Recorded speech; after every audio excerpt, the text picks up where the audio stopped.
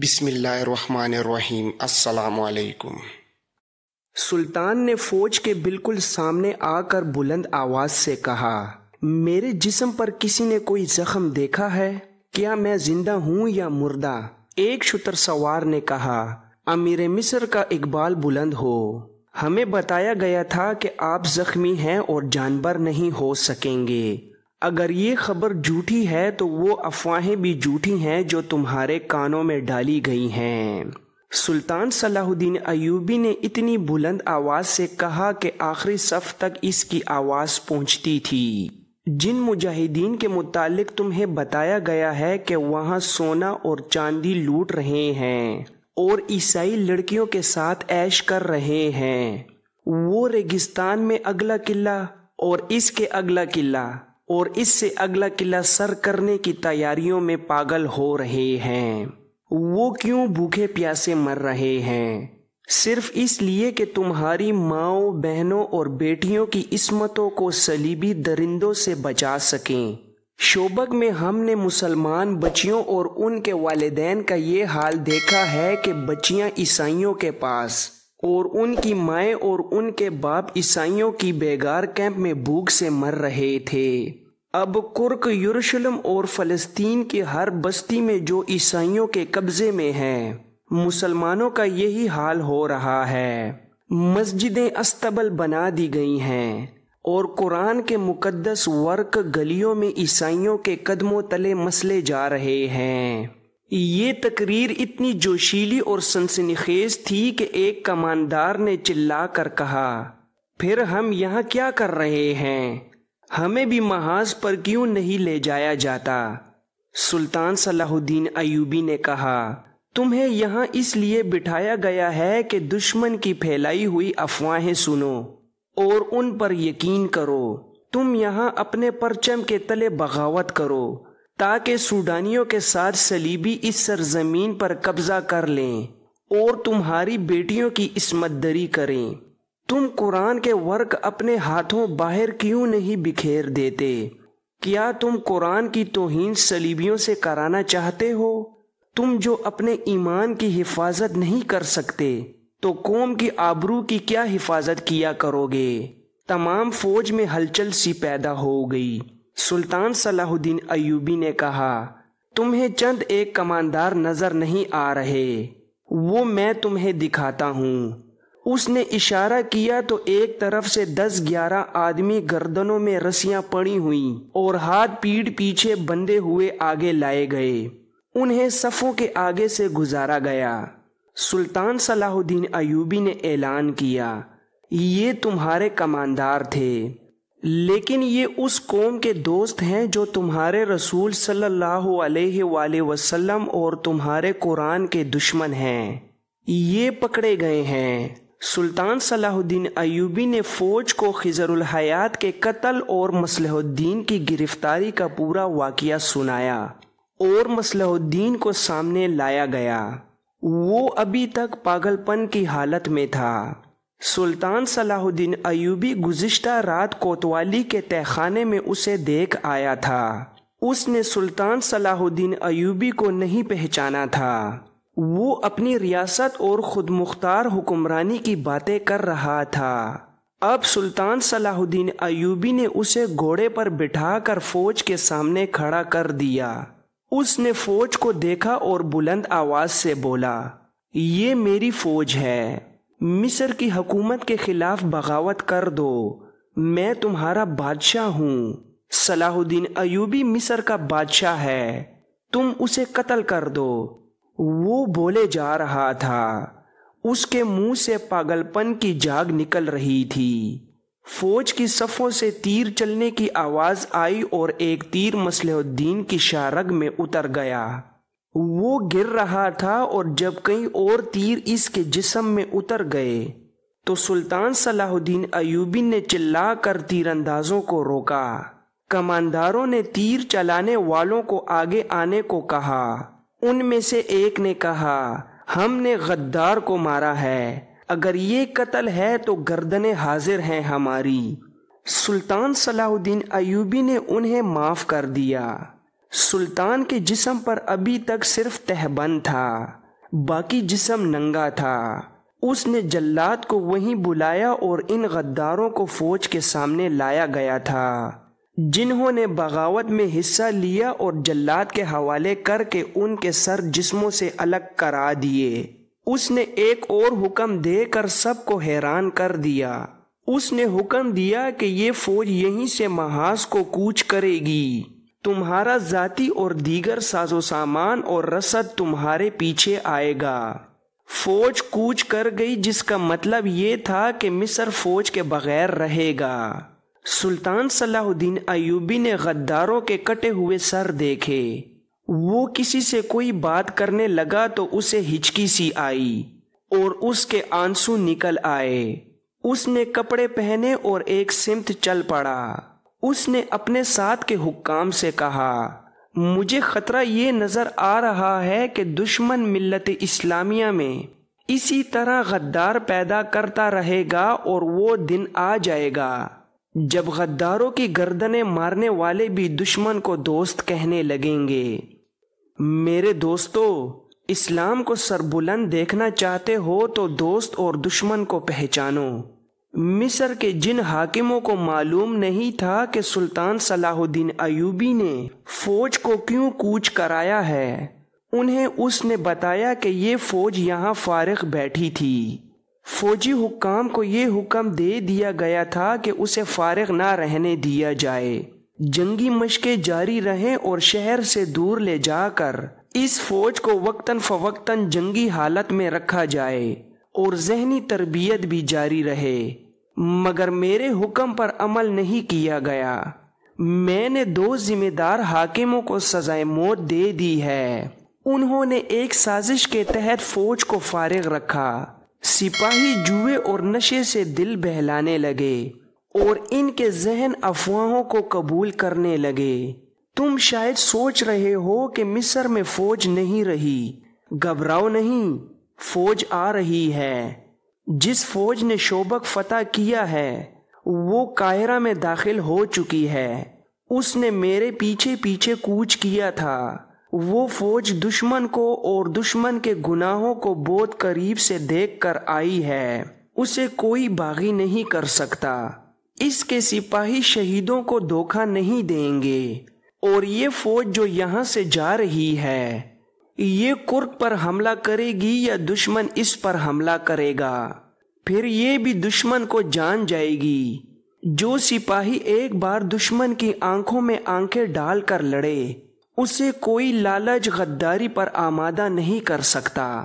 یہ انقلاب اس طرح آیا حتیٰ کہ نور الدین زنگی اور اپنے بھائی تقی الدین کی طرف قاصد بھیج کر سلطان صلاح الدین ایوبی خفیہ طور پر قاہرہ کے لیے روانہ ہو گیا تھا۔ اپنے نائبین کو کمان دے کر اس نے سخت ہدایت دی تھی کہ اس کی غیر حاضری کی کسی کو خبر نہ ہو۔ اس نے کہا کہ زنگی مدد ضرور بھیجے گا، جو ہی اس کی مدد آئے گی اتنی ہی اپنی فوج یہاں سے قاہرہ بھیج دی جائے، لیکن راستے میں پڑاؤ زیادہ نہ کرے۔ اس سے سلطان صلاح الدین ایوبی کے 2 مقاصد تھے۔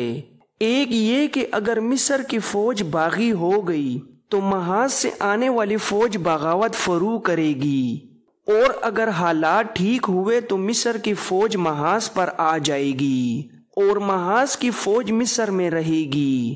سلطان صلاح الدین ایوبی قاہرہ پہنچا تو اس کی موجودگی خفیہ رکھی گئی۔ رات ہی رات اس نے زین الدین کی نشاندہی کے مطابق تمام غداروں کو سوتے ہی پکڑوا دیا۔ کئی اور جگہوں پر چھاپے مروائے۔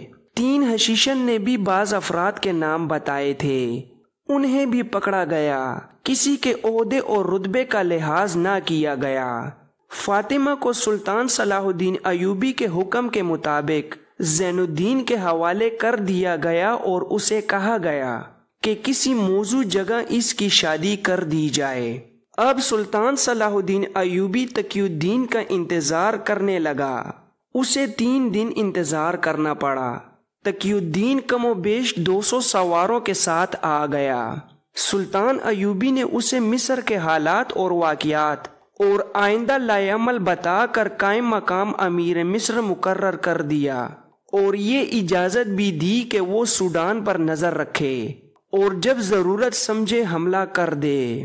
یہ ہدایات اور احکامات دے کر سلطان صلاح الدین ایوبی شوبک کو روانہ ہونے لگا تو علی بن سفیان جو اس کے ساتھ آیا تھا بولا، کرک کے صلیبیوں نے آپ کے لیے ایک تحفہ بھیجا ہے، اگر کچھ دیر اور انتظار کریں تو تحفہ دیکھتے جائیں۔ علی بن سفیان سلطان صلاح الدین ایوبی کو حیرت میں چھوڑ کر باہر نکل گیا۔ علی نے سلطان ایوبی کو باہر چلنے کو کہا۔ سلطان صلاح الدین ایوبی گھوڑے پر سوار ہو کر علی بن سفیان کے ساتھ چلا گیا۔ تھوڑی دور میدان میں 500 گھوڑے کھڑے تھے، ہر گھوڑے پر زین تھی۔ ان گھوڑوں سے ذرا پرے 7-8 صلیبی رسیوں سے بندھے ہوئے کھڑے تھے اور اپنی فوج کا ایک سرحدی دستہ بھی مستعد کھڑا تھا۔ سلطان ایوبی نے پوچھا کہ یہ گھوڑے کہاں سے آئے ہیں؟ علی بن سفیان نے ایک آدمی کو بلا کر سلطان کے سامنے کھڑا کر دیا اور کہا، یہ میرا جاسوس ہے، یہ 3 سال سے صلیبیوں کے لیے جاسوسی کر رہا ہے، یہ صلیبیوں اور سوڈانیوں کے درمیان رابطے کا کام کرتا ہے۔ وہ اسے اپنا جاسوس سمجھتے ہیں لیکن یہ میرا جاسوس ہے۔ یہ کرک گیا تھا اور صلیبی بادشاہوں کو سوڈانیوں کا یہ پیغام دیا تھا کہ انہیں 500 گھوڑوں اور زینوں کی ضرورت ہے۔ انہوں نے گھوڑے دے کر اپنے یہ فوجی افسر بھی بیچ دیے۔ یہ اس سوڈانی فوج کی قیادت کرنے جا رہے تھے جسے مصر پر حملے کے لیے تیار کیا جا رہا ہے۔ میرا شیر انہیں شمال کی طرف سے گھما کر ایک پھندے میں لے آیا اور اپنے اس سرحدی دستے کو بلا لیا اور اپنی شناخت بتائی اور یہ دستہ 500 گھوڑوں اور ان صلیبی فوجی افسروں کو قاہرہ ہانک لایا۔ صلیبی افسروں کو معلومات حاصل کرنے کے لیے علی بن سفیان نے اپنے نائب حسن بن عبداللہ کے حوالے کر دیا اور خود سلطان کے ساتھ شوبک کو روانہ ہو گیا۔ اس کے ساتھ ہی قاہرہ میں بغاوت کا سلسلہ بھی ختم ہوا۔ سازش اور غداری کے مجرموں کا خون قاہرہ کی ریت نے ابھی اپنے اندر جذب نہیں کیا تھا کہ سلطان صلاح الدین ایوبی کا بھائی تقی الدین اس کے بلاوے پر 200 منتخب سواروں کے ساتھ قاہرہ پہنچ گیا۔ سازش کے مجرموں کی گردنیں کاٹی جا چکی تھیں اور یوں نظر آتا تھا جیسے قاہرہ کی ریت ان مرے ہوئے غدار و منافق مسلمانوں کا خون اپنے اندر جذب کرنے سے گریز کر رہی ہے، جو صلیبیوں کے ساتھ مل کر سلطنت اسلامیہ کے پرچم کو سرنگو کرنے کی کوششوں میں مصروف تھے۔ سلطان صلاح الدین ایوبی نے ان سب کی لاشیں دیکھیں۔ ان کے کٹے ہوئے سر ان کے بے جان جسموں کے سینوں پر رکھ دیے گئے تھے۔ صرف ایک لاش تھی جو سب سے بڑے غدار کی تھی اور جس پر سلطان صلاح الدین ایوبی کو کلی طور پر اعتماد تھا۔ اس لاش کا سر اس کے ساتھ ہی تھا۔ ایک تیر اس کی شرگ میں داخل ہو کر دوسری طرف نکلا ہوا تھا۔ یہ قاہرہ کا نائب مصلح الدین تھا۔ فوج کے سامنے جب اس کا جرم سنایا جا رہا تھا تو ایک جوشیلے اور محب اسلام سپاہی نے کمان میں تیر ڈال کر مصلح الدین کی شرگ سے پار کر دیا تھا۔ سپاہی کی یہ غیر قانونی حرکت تھی جو کہ قوانین کے خلاف تھی، صرف اس لیے نظر انداز کر کے معاف کر دیا گیا تھا کہ کوئی بھی صاحب ایمان اسلام کے خلاف غداری برداشت نہیں کر سکتا۔ سلطان صلاح الدین ایوبی نے ہی اپنی فوج میں ایمان کی یہ قوت پیدا کی تھی۔ ان لاشوں کو دیکھ کر سلطان ایوبی کے چہرے پر ایسی خوشی کی ہلکی سی بھی جھلک نہیں تھی کہ اس کی صفوں اور نظام حکومت میں سے اتنے زیادہ غدار اور سازشی پکڑے گئے اور انہیں سزائے موت دے دی گئی ہے۔ اس کے چہرے پر اداسی اور آنکھیں گہری سرخ تھیں، جیسے وہ آنسو روکنے کی کوشش کر رہا تھا۔ غصہ تو تھا ہی جس کا اظہار اس نے ان الفاظ میں کیا، ان میں سے کسی کا جنازہ نہیں پڑھایا جائے گا، ان کی لاشیں ان کے رشتہ داروں کو نہیں دی جائیں گی تاکہ انہیں کفن بھی نہ پہنائے جائیں۔ رات کے اندھیرے میں انہیں ایک ہی گہرے گڑھے میں پھینک کر مٹی ڈال دو اور زمین ہموار کر دو، اس دنیا میں ان کا نشان بھی باقی نہ رہے۔ سلطان صلاح الدین ایوبی کے ایک رفیق اور معتمد خاص بہاؤالدین شداد نے سلطان صلاح الدین ایوبی سے کہا، امیر محترم، کوتوال اور شاہدوں کے بیان اور قاضی کا فیصلہ تحریر میں لا کر دستاویز میں محفوظ کر لینا ضروری ہے، تاکہ یہ اعتراض نہ رہے کہ یہ فیصلہ صرف ایک فرد کا تھا۔ آپ کا فیصلہ برحق ہے، انصاف کر دیا گیا ہے، مگر قانون کا تقاضا کچھ اور ہے۔ کیا قرآن نے یہ حکم دیا ہے کہ دین الہی کی جڑیں کفار کے ساتھ مل کر کاٹنے والے کو یہ حق دیا جائے کہ وہ قانون کے سامنے کھڑے ہو کر دینداروں سے اللہ اور رسول صلی اللہ علیہ وآلہ وسلم کی عظمت کے پاسبانوں کو جھوٹا ثابت کرے؟ سلطان صلاح الدین ایوبی نے ایسے تحمل سے کہا جس میں ایک دیندار مسلمان کا عتاب اور دبدبہ جھلک رہا تھا۔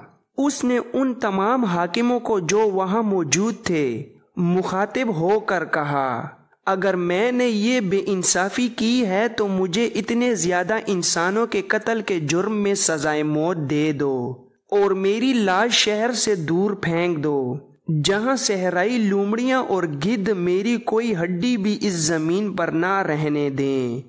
لیکن میرے رفیقو، مجھے سزا دینے سے پہلے قرآن کریم کو الف لام میم سے والناس تک پڑھ لینا۔ اگر قرآن مجھے سزا دیتا ہے تو میری گردن حاضر ہے۔ کسی ایک حاکم نے کہا، بے انصافی نہیں ہوئی سالار اعظم، قاضی شداد کا مقصد یہ ہے کہ قانون کی بے حرمتی نہ ہو۔ سلطان ایوبی نے کہا، میں سمجھ گیا ہوں، ان کا مقصد آئینے کی طرح صاف ہے۔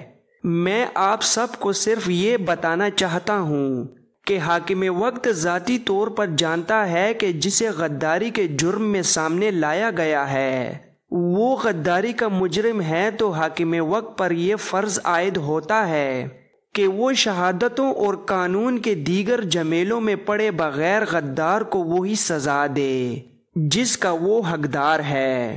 اگر وہ سزا دینے سے گریز کرتا، ڈرتا، ہچکچاتا ہے تو وہ حاکم وقت خود بھی غدار ہے یا کم از کم نااہل اور بے ایمان ضرور ہے۔ وہ ڈرتا ہے کہ قاضی کے سامنے جا کر مجرم اسے بھی مجرم کہہ دیں گے۔ میرا سینہ صاف ہے، مجھے غداروں کی صف میں کھڑا کر دو، اللہ کا انصاف مجھے اس سے الگ کر دے گا۔ اگر تمہارے سینے رب کعبہ کے نور سے منور ہیں تو مجرموں کا سامنا کرنے سے مت ڈرو۔ تاہم میرے عزیز دوست بہاؤالدین شداد نے جو مشورہ دیا ہے اس پر عمل کرو۔ کاغذات تیار کر کے محترم قاضی سے فیصلہ تحریر کرا لو۔ ظاہر ہے کہ یہ فیصلہ ان کا نہیں ہوگا۔ تحریر کر دیا جائے کہ امیر مصر، جو افواج مصر کا سالار اعلیٰ بھی ہے، نے اپنے خصوصی اختیارات استعمال کرتے ہوئے ان مجرموں کو سزائے موت دی ہے جن کا جرم بلا شک و شبہ ثابت ہو گیا تھا۔ سلطان صلاح الدین ایوبی نے اپنے بھائی تقی الدین کی طرف دیکھا۔ وہ بڑے لمبے سفر سے آیا تھا، تھکا ہوا تھا۔ سلطان ایوبی نے اسے کہا، میں تمہارے چہرے پر تفکر اور تھکن دیکھ رہا ہوں، لیکن تم آرام نہیں کر سکو گے۔ تمہارا سفر ختم نہیں ہوا بلکہ شروع ہوا ہے۔ میں شوبک جلدی جانا چاہتا ہوں، تمہارے ساتھ کچھ ضروری باتیں کر کے چلا جاؤں گا۔ شہر کے ناظم نے کہا، جانے سے پہلے ایک حکم اور صادر فرما دیں۔ جنہیں سزائے موت دی گئی ہے ان کی بیواؤں اور بچوں کا کیا بنے گا؟ سلطان ایوبی نے کہا، ان کے لیے بھی میرے اسی حکم پر عمل کرو جو میں ان سے پہلے غداروں کے اہل و عیال کے متعلق دے چکا ہوں۔ بیواؤں کے متعلق یہ چھان بین کر لو کہ اپنے خاوندوں کی طرح ان میں سے کسی کا تعلق دشمن کے ساتھ نہ ہو۔ ہمارے زن پرستی نے بھی غدار پیدا کیے ہیں۔ آپ نے دیکھ لیا ہے کہ صلیبیوں نے ہمارے بھائیوں کو خوبصورت لڑکیاں دے کر ان کے عوض ان کا ایمان خریدا ہے۔ ان میں سے جو بیوائیں نیک اور مومن ہیں ان کی شادیاں ان کی منشا کے مطابق کر دو۔ کسی پر اپنا فیصلہ ٹھونسنے کی کوشش نہ کرنا۔ خیال رکھنا کہ کوئی عورت بے سہارا نہ رہے اور باعزت روٹی سے محروم نہ رہے اور اس میں محتاجی کا احساس نہ پیدا ہو۔ یہ بھی خیال رکھنا کہ ان کے کانوں میں کوئی یہ نہ پھونک دے کہ ان کے خاوندوں کو بے گناہ سزائے موت دی گئی ہے۔ انہیں ذہن نشین کرا دو کہ تم خوش نصیب ہو کہ ایسے گنہگار خاوندوں سے نجات مل گئی ہے، اور اس کے بچوں کی تعلیم و تربیت خصوصی انتظامات کے تحت کرو۔ تمام اخراجات بیت المال سے لو۔ غداروں کے بچے غدار نہیں ہوا کرتے، بشرطیہ کہ ان کی تعلیم و تربیت صحیح ہو۔ یہ سب مسلمانوں کے بچے ہیں، ان کی تعلیم و تربیت ایسی ہو کہ ان میں محرومی کا احساس پیدا نہ ہو۔ کہیں ایسا نہ ہو کہ باپ کے گناہ کا کفارہ بچے کو ادا کرنا پڑے۔ سلطان ایوبی کو واپسی کی جلدی تھی۔ اسے فکر یہ تھی کہ اس کی غیر حاضری میں صلیبی کوئی جنگی کارروائی نہ کر دیں۔ نور الدین زنگی کی بھیجی ہوئی کمک تو وہاں کرک اور شوبک کے علاقوں میں پہنچ گئی تھی۔ قاہرہ کی فوج ابھی ادھر جا رہی تھی، لیکن ان دونوں فوجوں کو اس علاقے سے روشناس کرانا تھا۔